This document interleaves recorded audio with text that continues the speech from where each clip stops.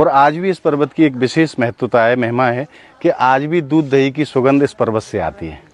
अभी भी जी, 5248 वर्ष पहले यहाँ ठाकुर जी ने लीला की।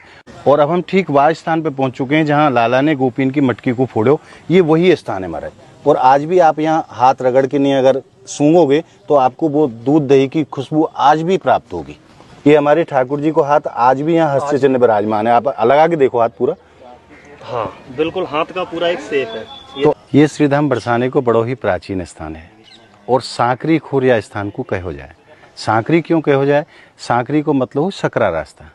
ये जो आप रास्ता देख रहे हैं ये इतना छोटा रास्ता है कि सकरी गली बनी पर्वत की, या में दो ना समाये। इसमें दो व्यक्ति एक साथ नहीं जा सकते, एक व्यक्ति एक बार में ही अकेला ही जाएगा। और यहाँ दो स्वरूप हैं पर्वत के। ये जो आप पर्वत देख रहे हैं और ये पर्वत देख रहे हैं, ये दोनों अलग अलग पर्वत हैं।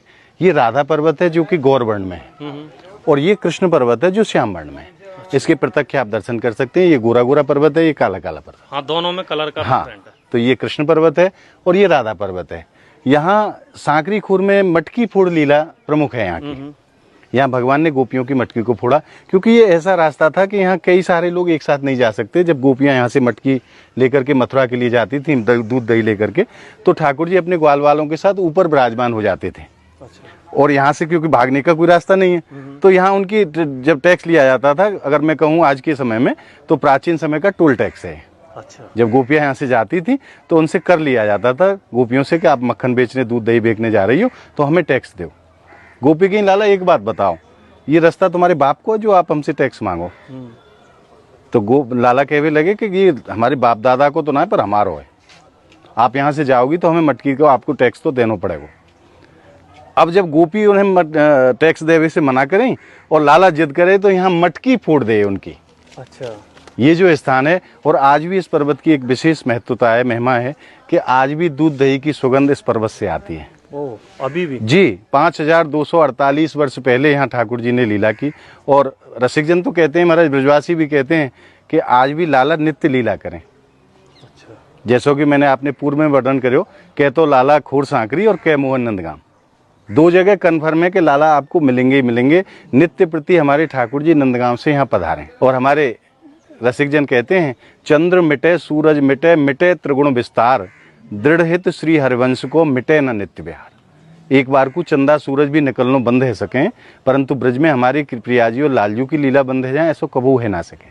तो यहाँ नित्य लीला होती है। तो ये जो स्थान है महाराज बड़ो रमणीक स्थान है और बड़ो प्राचीन स्थान है। अब मैं आपको वह स्थान के दर्शन कराऊं, आप प्रत्यक्ष वह चीज को अनुभव करेंगे। और अब हम ठीक वह स्थान पे पहुंच चुके हैं जहां लाला ने गोपीन की मटकी को फोड़ो। ये वही स्थान है महाराज। और आज भी आप यहाँ हाथ रगड़ के नहीं अगर सूंघोगे तो आपको वो दूध दही की खुशबू आज भी प्राप्त होगी।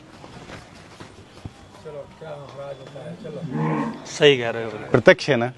कोई भी भक्त आकर के दर्शन कर सकता है। महाराज जी, ये जो यहाँ पे दो छतरी बनी है ये और ऊपर, इनका क्या महत्व है? ऊपर जो आप दर्शन कर रहे हैं वो हमारे ठाकुर जी वहाँ विराजमान होते थे। अच्छा। और यहाँ अपने ग्वाल वालन को बैठा दे कि आप निगाह रखो कोई गोपी चुपचाप से ना चली जाए।